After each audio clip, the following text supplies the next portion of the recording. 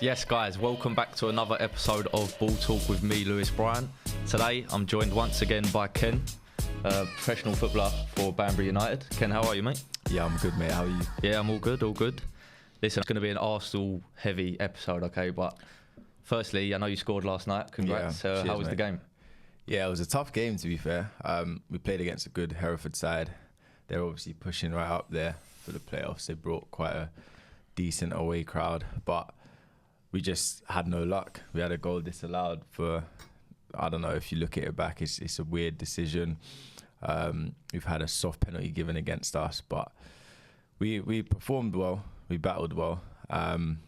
We lost in the end, but Got your goal. Yeah, well, yeah. That's what matters as a striker, I suppose, Yeah, isn't I it? guess, yeah. Yeah. Was it a pen, yeah? Yeah. Where'd you put it? Bottom right. Bottom right? Yeah. Nice. Decent. What sort of pen taker are you?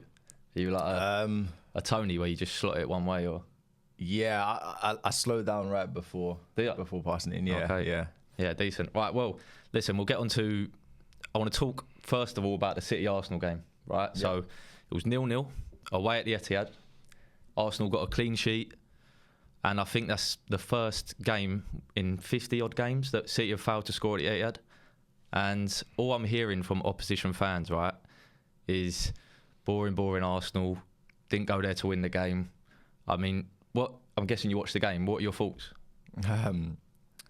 I think, there's a lot of typical Arsenal hate from the opposition fans, not City fans as such, but United fans, Chelsea fans, etc. I think if you think back to the first game that we won 1-0, City did something similar. They didn't come to the Emirates to try and play and be open. I think we had about 65% possession that game. So I think it's just two managers that respect each other and respect each other's teams and know that there's different ways to go and get a result. I think if you're going away to City, one of the best, if not the best teams in Europe, I think it would be quite naive to try and go all out and, leave loads of gaps and try and go toe to toe. You might make it an entertaining game for the new. That's it. You make it entertaining, but you're not there for that. You're there to try and get a result. So I think from Arsenal's perspective, they'll be happy with that. City, like you said, I think 57 games they've scored in a row at home, and they never really looked like scoring. Haaland, who's obviously, as good as it gets as a goal scorer, didn't have a sniff. So he'll be pleased with that, Arteta, for sure. Yeah, 100% Arsenal need to get more plaudits because, like you just said, 57 games they've gone without with scoring at their ground, and we stopped them. We went there with a game plan. People said we sat in a low block. We did, but we executed it. 2 games we've played against Man City this season, 4 points from it. I think any team in the world would take that, wouldn't they? Absolutely. I think, especially when you think we've gone unbeaten against City, unbeaten against Liverpool, and they've managed 2 draws against each other. So I think Arsenal, within the camp, the fans, etc., everyone's content with that. Like, anyone else can make what they want of it, but at the end of the day, it's a results-based business, isn't it? Yeah. And do you think, although we got the point and the clean sheet, do you think with the injuries City had, Walker, Stones, they're big players out, that come the end of the season and we do fall short, have we missed an opportunity? Will you look back at that and think, right, they were there for the taking, we were on fire, they had players missing, should we have gone for it a bit more? I think, personally, the approach was perfect. I just think that perhaps on the break, if we were a bit more clinical, we could have got 1 or 2. The one that Trossard got in the second half, early in the first half, I think Jesus had a few sniffs. I'm not gonna, there weren't clear-cut chances, but it's like with a bit of quality, all of a sudden you've scored.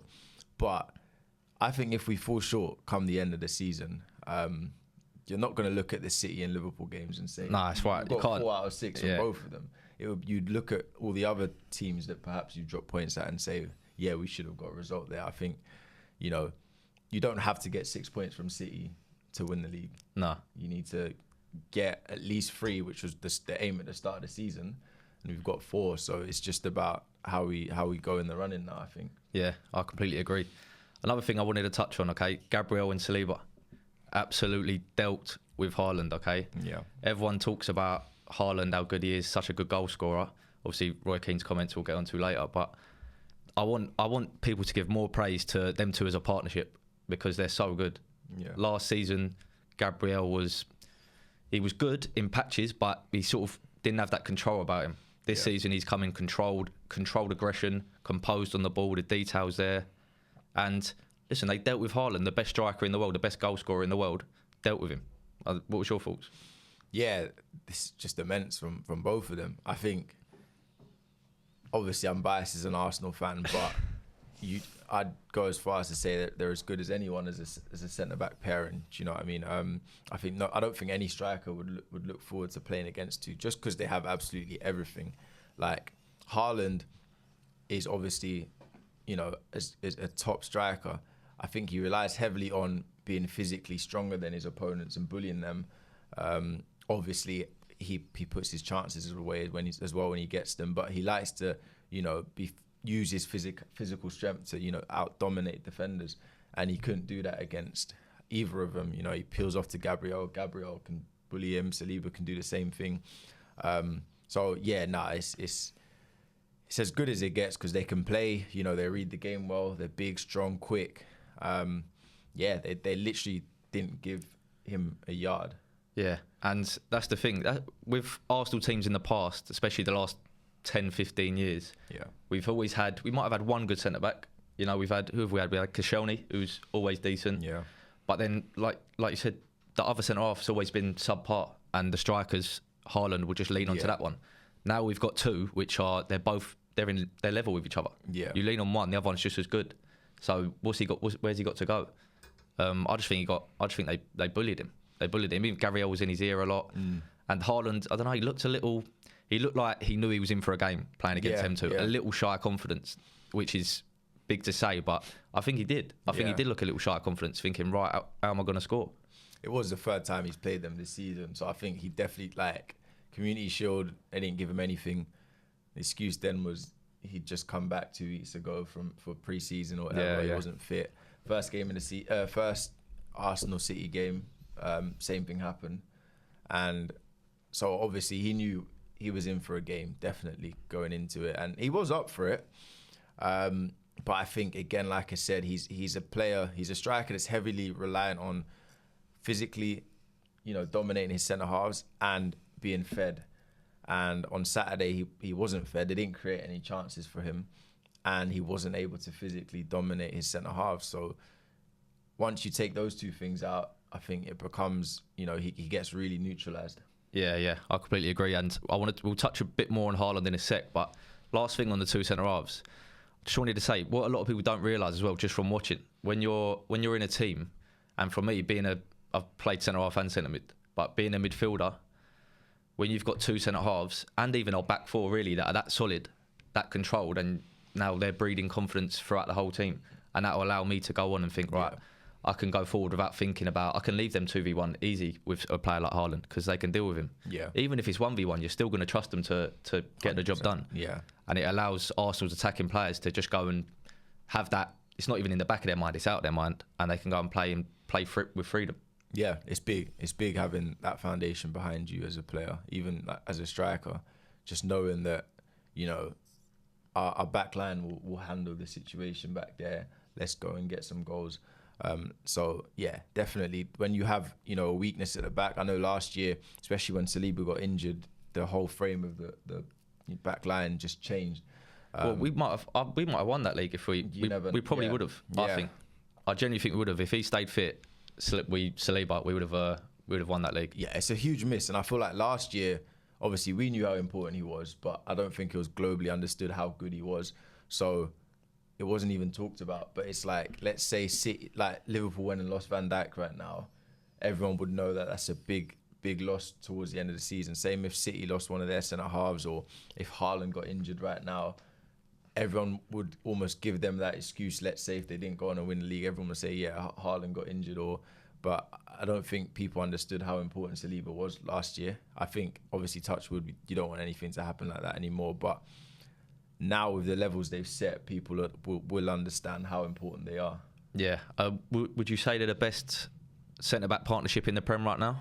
As a partnership, I'd say 100%, isn't it? Yeah, like as you know, two centre halves that are both top quality. I think they'd have to be. Yeah, and I know we're biased. Obviously, we're two Arsenal fans. We've got no one else to debate it. But I generally can't see, like, Liverpool's probably the second partnership, Van Dijk and Konate. But I still, as a duo, them two are clear. I think they complement each other very well, especially like Gabriel loves to get in duels a bit and be more aggressive.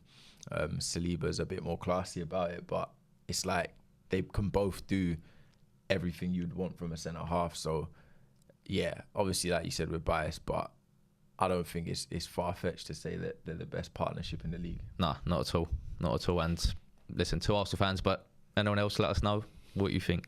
Haaland, we touched on him a little bit. I want to continue talking about Haaland, specifically Roy Keane's comments. Okay, so he's basically said his general play is that of a standard of a League Two player. That is outrageous. For me, that's outrageous. Two things. One, saying his general play is that level is irrelevant because his goal scoring is so good. So I don't see the point in that. Yeah. And then also, his general play is better than a League Two. Like it's just facts. It is 100%. I know that's sort of the level you're in and around at the moment. What would you say on them comments? Roy Keane's got personal beef with their family, hasn't he? So it's probably he's got beef with everyone. He's probably been waiting. Haaland's had an unreal start to his Man City life, so it's his first chance to have anything to say to him, and he's gone for it. It's a crazy exaggeration. I think he could have said it in a way that would be a lot more respected, because Haaland's general play isn't as good as the strikers he's in comparison with. It's not as good as Harry Kane's. It's not as good as Benzema of 2022. Them type. It's not. Listen, they're the top level in the world at the link-up play as well. So exactly. But two things. Firstly, he's 23. The Benzema of 2022 was 33, 34. Yeah. Harry Kane's 30. So they're mature strikers who have been in and around it for 10 plus years. There wasn't at that level at 22, 23. And secondly, like you said, his goal scoring negates all of that. Like if you're putting the ball in the net that regularly, I mean that's the number one job of a striker. As obviously it's not just about scoring goals, but if you're scoring to the levels he's scoring, he's doing stuff we haven't seen in the Premier League. If he was doing it in any other league, people would say it's the league or whatever. But he's scoring near enough. He's doing it in the best league. And in the Champions League as well. So I get what he's trying to say. Like his general play can improve, and it will improve. He's with Pep. He's 23. From what you hear about him, he's a top professional, someone that tries to learn all the time. So it's going to improve. And I think it's very harsh to make that comment off the back of the Arsenal game where he played against a top team that didn't give him an inch really. Yeah. And like I said earlier, he's a striker that relies heavily on service, on being able to physically dominate his defenders. So when that's taken away from him, he goes missing in games. That's for sure. But his general play is okay. Yeah. It's just not on the level of. It's good enough, isn't it? Yeah, it's good. It's good enough for the Premier League. So it's just obviously in comparison to his goal scoring abilities, that would be, let's say, his weakness. But then it's because it's all in the same player. It's so evident to see. Yeah. Listen, if you're Haaland, do you worry about that? Do you make a conscious effort to try and work on that stuff more? Your weaknesses, like your general play, or do you just keep focusing on getting the goals? I think it's a bit of both. Yeah. I think Roy Keane wouldn't be the one that made him aware that he needs to, you know what I mean, to improve on his overall play. He's with Pep every single day. And, Pep, you've seen how his attention to detail is like, he cares about all the details. So they will be analysing his performances. There'll be games where he scored a hat-trick and everyone's raving about him, and Pep's going to him after and showing him clips of stuff that he needed to do better. So he would definitely be aware that, he can improve. and he's someone that's willing to. He said it in interviews himself. He can improve on absolutely everything. So I think he will be working on that, but ultimately he's a goal scoring machine, and he's not going to stop doing that. So if he can keep scoring goals at the rate he's doing, whilst improving his general play, it'll only be good for him and his team. Yeah, 100%, man, 100%. I always think with Haaland, he struggles against a low block as well. Yeah, that's probably one thing. I think maybe City, looking from the outside, maybe they need to pick and choose it when they play him a bit more wisely. Don't play him against a low block where he's got no space and people are on top of him the whole time. Again, we know he can still be successful, but he's better when a team comes at him and presses. Yeah, don't you think? Yeah. And that's one thing that's changed. That the move to City has changed the way he plays massively. If you used to watch him at Dortmund, where he was running in behind and doing all sorts, wasn't he? Causing havoc. Like, it was a different type of player. It wasn't just a penalty box merchant. Like, he would run in behind. You know, he'd carry the ball. He'd have a lot more space to work. I think obviously, being at City, they dominate possession. He's playing against low blocks regularly. So I feel like they've almost asked him to just occupy the centre halves and leaves that. Obviously, if he occupies the centre halves, that leaves a bit more space for, you know, Kevin De Bruyne, Foden, all of the others, Bernardo, to then create, and it works for them. That's why they still beat low blocks. Yeah. Apart from Arsenal the other day, more often than not, they're able to score. And once they get the first, he will then go and get his second and third. So I think he's actually doing a job for the team by playing the way he does. Yeah. I mean, when he first went to City, they weren't teams were giving him that space, and then that's why his goal scoring was so good. And people have clocked on, right? We can't keep. Have to just. We need to drop off. Let's not play into his hands. Yeah. Right. We'll leave Haaland now. I just want to touch on Arteta. Mm-hmm. Okay. Because again, I don't feel like Arteta gets the praise, especially off the back of a game like City, where it looks boring, but he's gone there with a game plan, and like we said, he's got 4 points against the best team in the world in 2 games. Arteta in his last 4 years, right? He joined, we got 8th. Okay, next year we got 5th. Yeah. Narrowly missed out on Champions League. Year after that, we got 2nd. Again, like we just said, Saliba, that could have lost us the title. And this year, currently, time of recording, we're top. Liverpool have got to play tonight. So that just shows you the trajectory that Arsenal are going in, and the fact that people joke about Arsenal being bottlers and all this and all that, but Arsenal are serious. Arsenal are serious now, and we need to be up there in that bracket of City. I'm fed up with all these opposition fans saying like Arsenal doing this, they're boring, they're bottlers, then they haven't got the stomach. But it's time now to give Arteta his props, Edu as well. Do you remember Arteta first come in? All the fans, even our own fans, wanted him out. Then, what did he do? Our top goal scorer, Aubameyang, captain of the club, he said, "Nah, I'm not having him." Got rid of him. Big decision. Edu stuck by him. Now look what's happened. Good, innit? Like, you got to give hats off to him. Hats off to Arteta. Hats off to Edu and all of Arsenal. Ran over. No, I don't know. Like, what do you think with that?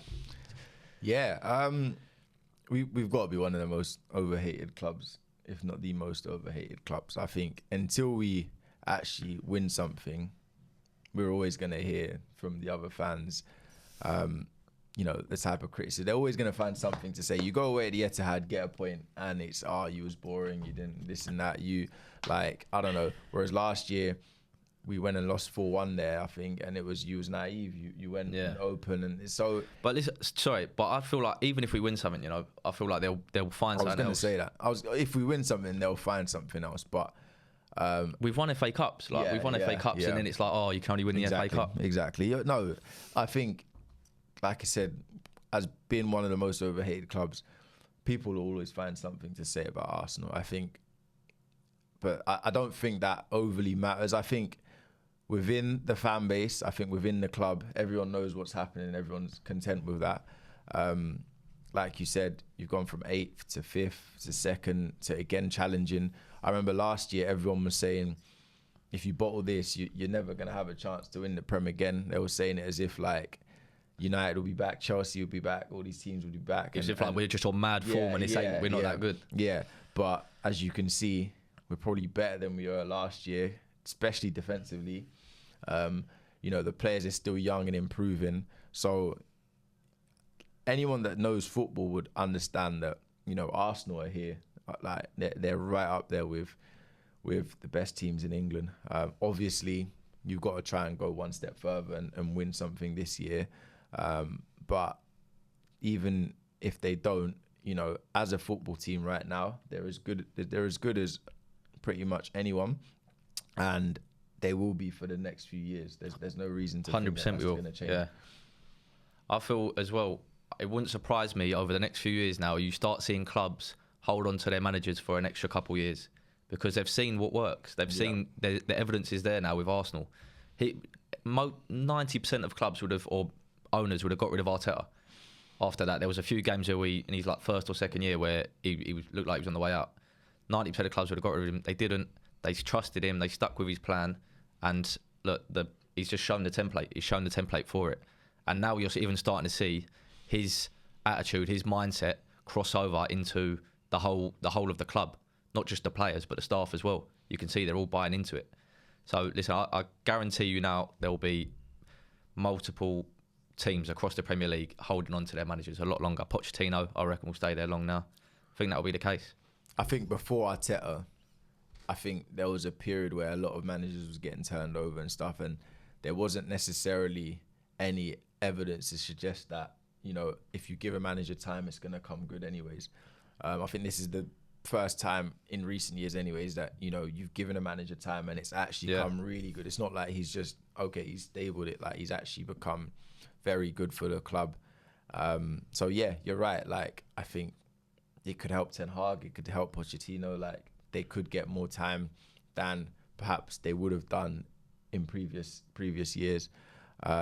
Whether it works or not, we'll have to see, because Arteta did give glimpses of what he wanted to do in that time. I think Arsenal would have been rash to sack him anyways. I think fans are over. But that's what owners are, man. Owners are rash. Yeah, you're right. I think Arsenal, especially, like, this is the thing. There's some clubs aren't. Arsenal have never been rash. I think Unai Emery, when he went, it got to a point where it was just, he'd lost the change room and the results were bad.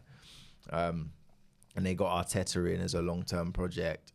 I think they gave him the backing from early. I think they gave him a few contracts as well and stuff. Like, I don't think they ever planned to be that type of club that just turn over managers. And, you know, it's paid off. I don't see how it benefits anyone if you hire a manager and within 1 or 2 years you get rid of him and bring in, like, it's just, you need some stability, because managers come in with different styles, different players, everything. It's like, especially at these levels where you're offering players 4 or 5 year deals and stuff. Yeah. One manager's signed these players and all of a sudden a new one's coming in and he doesn't want to work with these players. And you've got to do a whole rebuild again. It just takes too long. I think you've got to really think about who you're appointing. And once you've done that, really try and stick by him. Yeah. And it's paid off for Arsenal. And I think as well, the teams in the last year or two, Arsenal, Chelsea, it's sort of showing you that the manager, it sounds silly to say, is probably more important than the players. Like, Chelsea, United are the evidence that you can have top players in a top club, and if you don't have the right manager, it won't work. You need to have someone buying into one man, really. And Arteta and Arsenal are the proof of that. Yeah, you can have all the best players in the world, but you need to have the players buying into that. Absolutely. Right, we'll go on to last night. Obviously, Arsenal played Luton. Yep. It was a 2-0 win.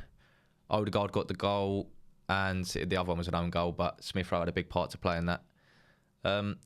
One thing, just watching the game, I thought Arsenal were a little off the pace, a little less energy, less intent. Yeah. I feel like that was always probably going to happen due to the City game, but it almost come at a perfect time to play one of the weaker teams in the league. They've got 4 or 5 of their key players missing as well, and we've got 4 games coming up. 4 games in 10 days. It will be. Yeah. We've got Bayern Munich next Tuesday, Brighton on Saturday. So it was a good opportunity for us to rest some key players. Declan Rice. I know Saka was out. Who else? We got Kiwior was rested. Jorginho. So we rested some key players in a busy period, and it allowed us to get some fresh legs in and get them match fit. Really, did you catch the game? caught some of the highlights. Obviously, I was playing last night, but I obviously saw the lineup beforehand and stuff. He made 5 changes, didn't he, last night? So 5 changes, I think. You know that the standards aren't necessarily going to be, at the level of the weekend, but I think it's smart from Arteta using his squad. Like you said, 4 games in 10 or so days. I think you've been given the opportunity to play against a Luton, with no disrespect to them, but are obviously one of the weaker teams in the league. That gives you a chance to rotate a bit. You've got a big squad, and there is quality in the squad. Like, you see the rotations he's made, but the players coming in are still top players. So he's used his squad, and all that mattered yesterday was getting a result. 2-0 is a comfy win in the end. It might not have been, the most exciting game compared to, especially before City, I think before Brentford, where we was putting 5-6 past teams and that. It wasn't like that, but another clean sheet for Raya and his back line. I'm sure he'll be happy with that. That's all that mattered yesterday, making sure you got the 3 points, rested players, move on to 2 tough games on Saturday and then Tuesday. Yeah, that's the key for me, having the game where we're comfortable and confident enough to rest key players, because against City, I thought we had a few players that looked leggy, like Declan Rice, Kiwior looked very leggy. Like Saka as well, yeah. So, listen, are you worried about Arsenal's schedule not in terms of the level of the teams, but in terms of how often the games are we've got coming? It's a busy schedule. It's a busy, there's no doubt about that. But one thing that at the moment is looking good is, barring Timber, pretty much everyone's available at the minute. Which means he's got a lot of room for rotation if he needs it. But, obviously it's new to Arsenal, but this is how it works, isn't it? If you want to be a top club this time of year, you should be challenging for the Premier League and you should still be in Europe. So, City have done it for years. Liverpool have had their runs as well. It's going to be busy, but, you've got a big squad. Luckily, no real injuries at the minute.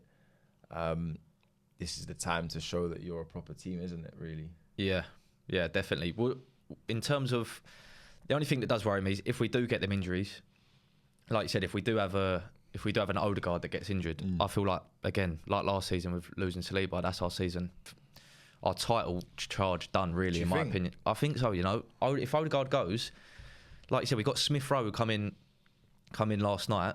He done well, but other than that, I don't feel like we've got the level definitely drops. I remember you said it before. It goes from A to B, whereas Man City, they go from A to A. I think you're never gonna have a Odegaard level replacement, anyways.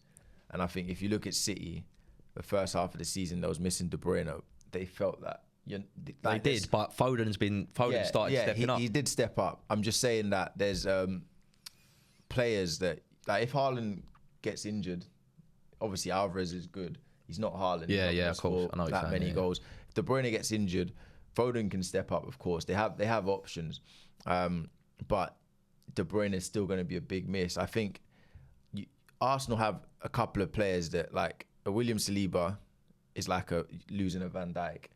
An Odegaard, I'd say, is like losing a Kevin De Bruyne. So you'd really hope that those players, nothing happens to them, because if you lose them, there is going to be a drop in standard. And I don't even think you can really blame yourselves for that, because they're that good. It would just be about, can other players step up? I think he's got enough in the squad, I think, to rotate and find ways to play. I think, you've got players like Trossard, you've got players like Gabriel Jesus, you've got Havertz that's versatile. Partey's back now, which helps a lot in the midfield. You've got Jorginho there as a squad player. I think there's enough for them to grind out wins. Yeah. Still, I genuinely do. Obviously, if you get a mass number of injuries, then that's going to kill absolutely anyone. Yeah. I just don't feel. I get what you're saying. I just don't feel confident. Like watching. I think Reece Nelson is a top player, by the way. Yeah. I think he's unbelievable. But I do feel like in the system we're playing, like, sometimes his positional intelligence might not be there for us to maintain that level. Yeah, he's hardly played, of course. Yeah. It does worry me a bit about that. And in terms of the amount of games, like we said, I don't know, like, I just can't. I just can't see us maintaining it if we get an injury. With the Brighton and Bayern games, by the way, coming up, how would you approach them if you're Arteta? Would you go?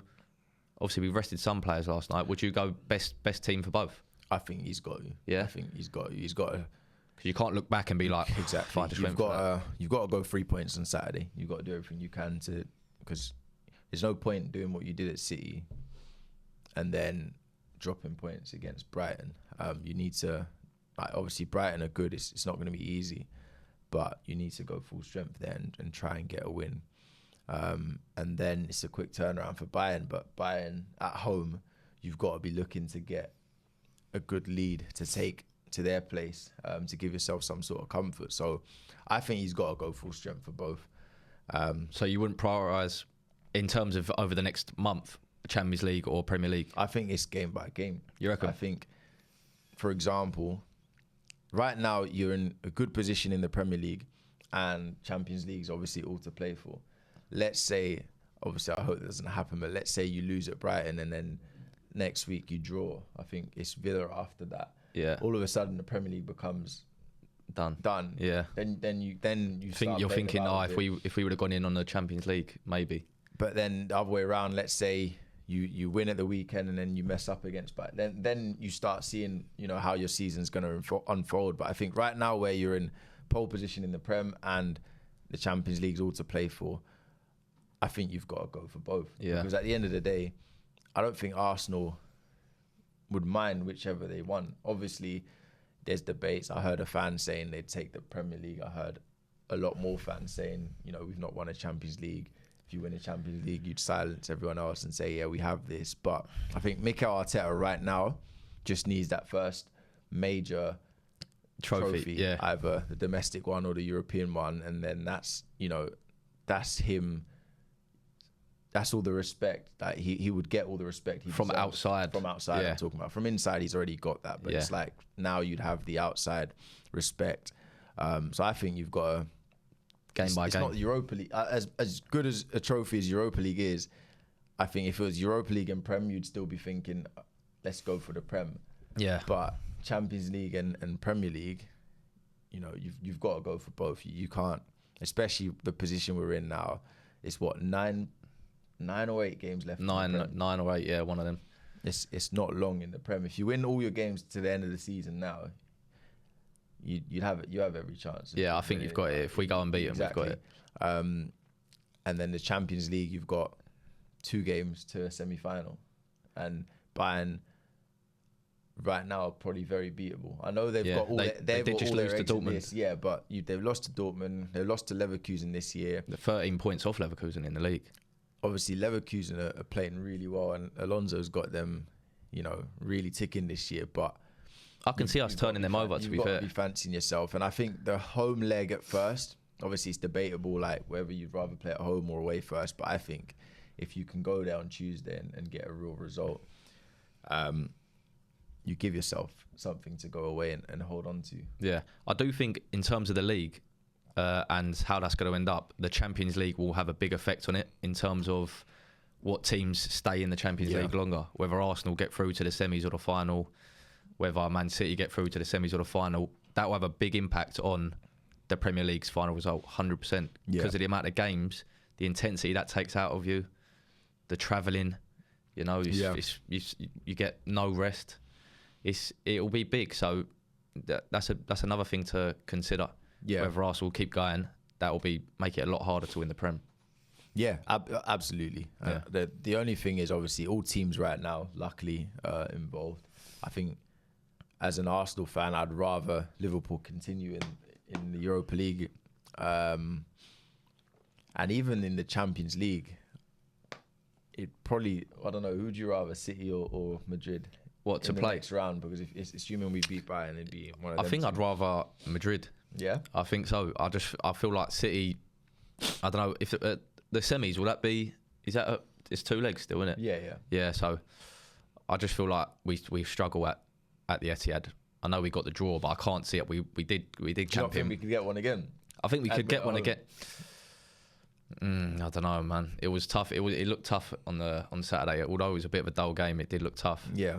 I'd prefer Real Madrid. Just feel like I feel like we'd go at them a bit more than we'd go at City. One question I wanted to ask you, right? What would you prefer, by the way? Who would you prefer, City or Real Madrid? It's a tough one. It's a tough one. I guess the quarterfinal would tell us. Yeah. I guess whoever win, you'd probably rather the other one. But yeah, that's true. I'd say. Listen, they're both up. They're both exactly. top, I don't think you can really say, like with chess, like I'd take this team or that team. I think there's probably an edge of both. I think City are probably slightly the better team.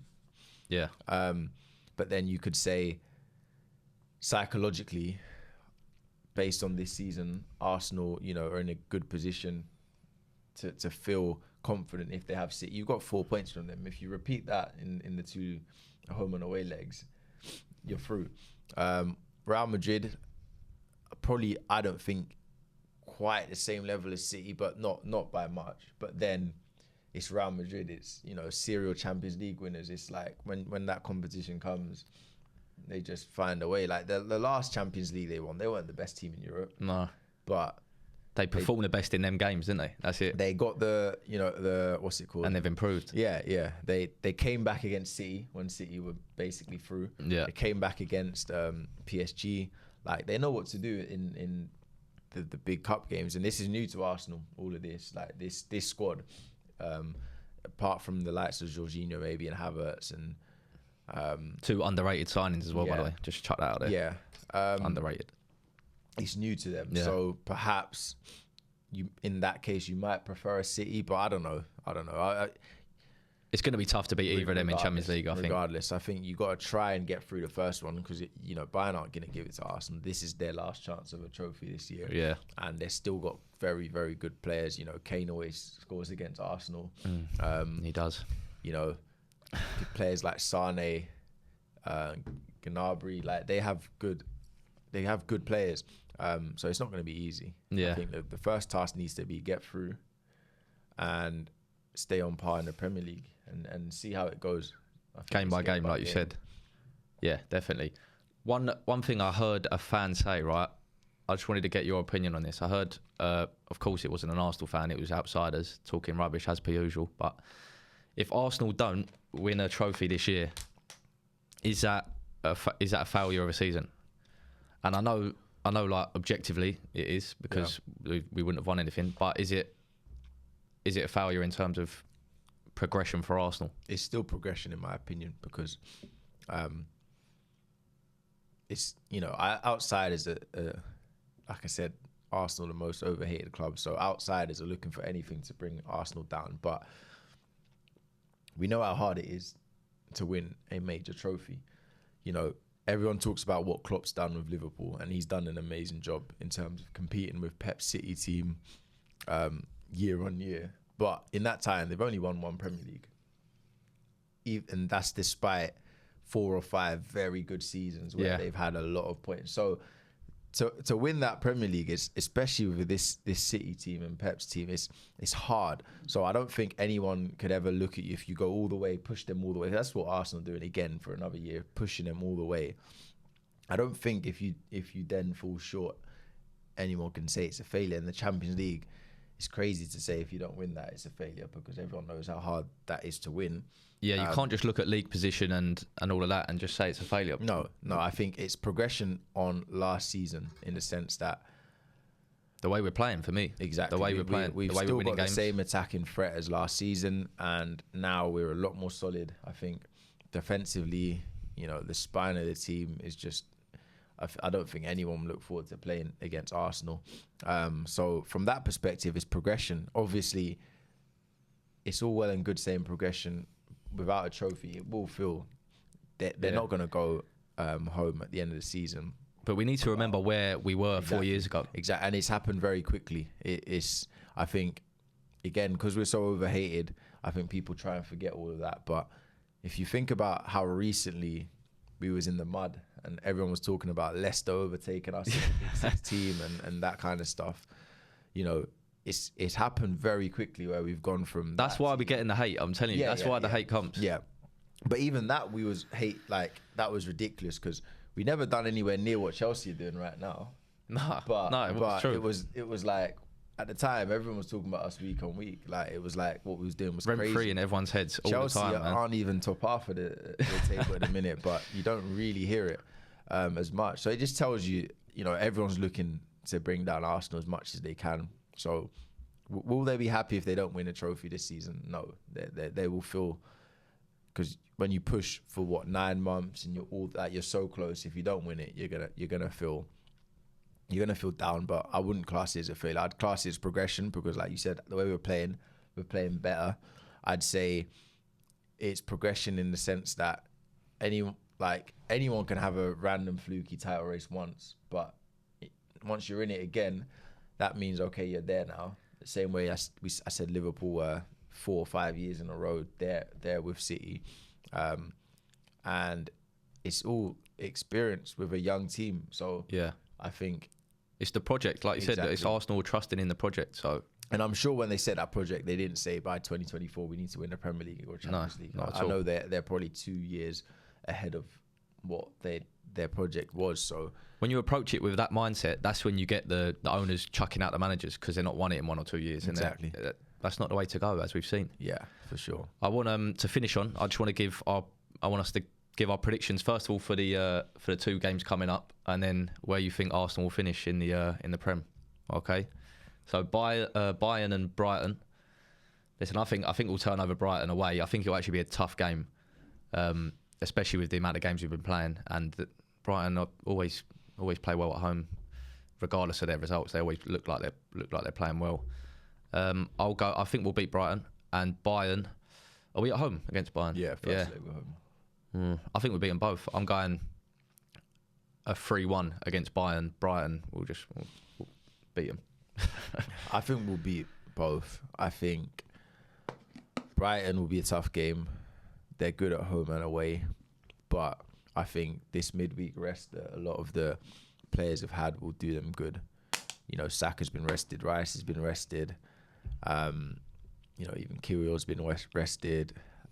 There's a few, Jorginho, and then Partey's got valuable minutes, so it's good for players that haven't played, that they've got minutes under their belt. So as much as there's been a lot of games, I think the players should go in quite fresh for Brighton. Yeah, I agree. They should do the job there. And then Bayern, I think, will win because it's at home. You think we'll win at home, yeah? I think we'll win at home. Yeah, I think so. I think the game, I think depending on how early we score will determine the rest of the game. I think Bayern defensively is their problem. They've obviously got an absolute machine in the front line. Yeah. It's a different type of threat to Haaland, so it's not going to be the same type of.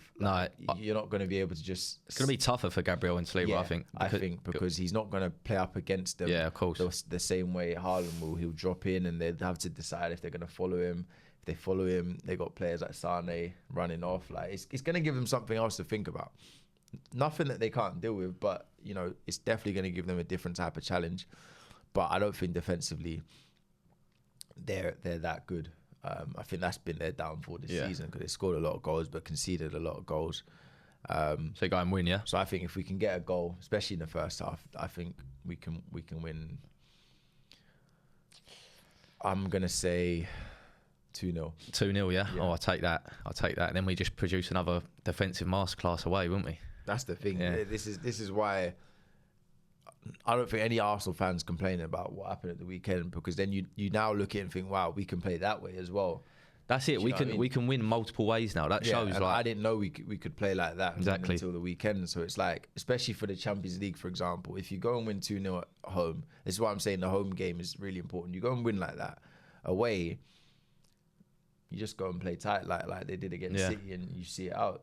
And that's probably one of the downsides of City, really. They don't because they're so good at that. They just don't do that. I remember that's one of the reasons why they lost to Real Madrid a couple of years back. That's the reason why for years the Champions League evaded them. Champions League isn't always about. You got to adapt. Yeah, because there's teams in Europe that are competitive. We saw even Porto how hard it was to go through. You're not going to just these teams are good. So sometimes it's not all about free flowing attack.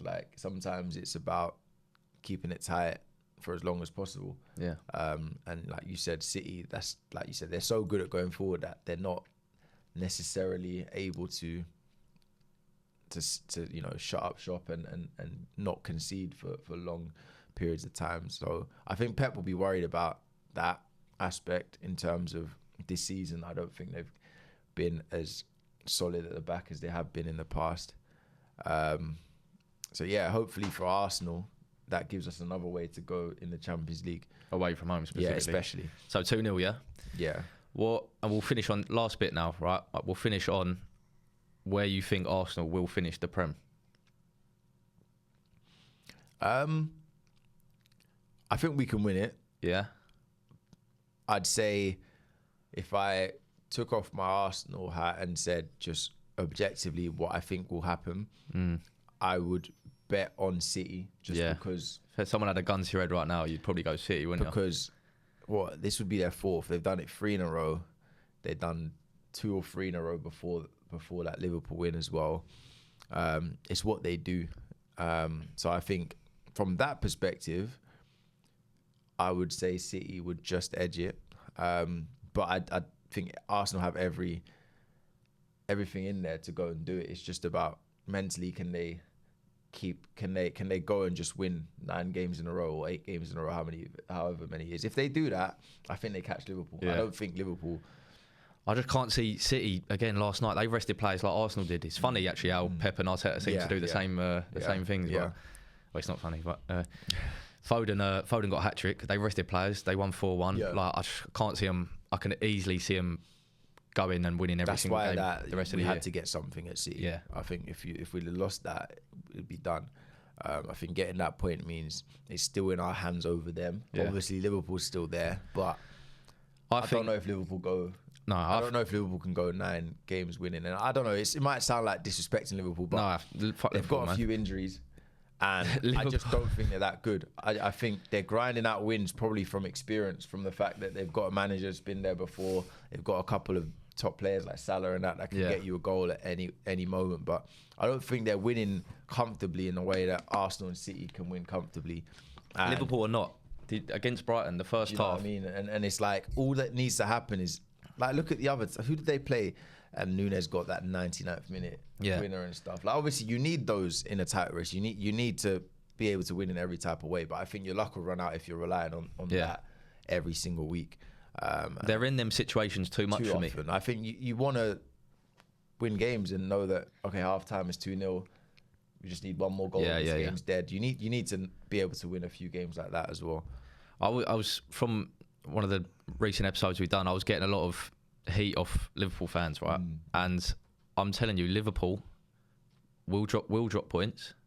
They've been scraping a few games here and there. Yeah. Brighton, the first half, they didn't look great. Pulled it back in the second half. Liverpool will drop points. I'm telling you now, the pressure will get too much. They will drop points. Arsenal, it's between Arsenal and City.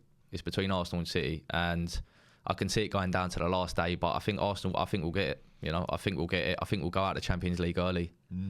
What this round or next round? One of them. I can't see us. Most teams do. The first year they have the Champions League, they do struggle to make any sort of like real dent in it. Yeah. So I'm telling you, Liverpool fans, sorry, but Liverpool have the Thursday nights as well. That's have the Thursday nights, yeah. I think because it's and the pressure. You can tell they're running on empty now. The pressure's getting too much. Like I think they're grinding out wins every single week. Yeah, they can't keep doing that. You need to. Yes, grinding out wins is part of a championship winning team, but there needs to be some comfortable wins in there as well. Because otherwise, are you actually that good? Yeah, exactly. Are you actually that good? Yeah, like Arsenal before Brentford. That was just before the international break. Obviously, went on that run of scoring a crazy amount of goals. Beat Liverpool as well in that run. City yesterday, comfortable 4-1. They've had a few big wins as well. Like, I think that is what shows that your level's above the rest of the teams in the league. Yeah, great. You obviously sometimes it's not going to work. Like Brentford, we had to grind that win out, but you can't be grinding out every single week. Yeah, no, I think Arsenal City, but I'm going Arsenal. That's my final prediction. Okay. Listen, I think we'll leave it there. Ken. I appreciate you coming on. No worries, man. And we'll see how we see how predictions get on. Yeah. Nice one. Yes, guys, thanks for watching this week's episode. I hope you enjoyed. If you did, could you please follow us on Apple Podcasts and Spotify and subscribe to our YouTube channel? It massively helps us out.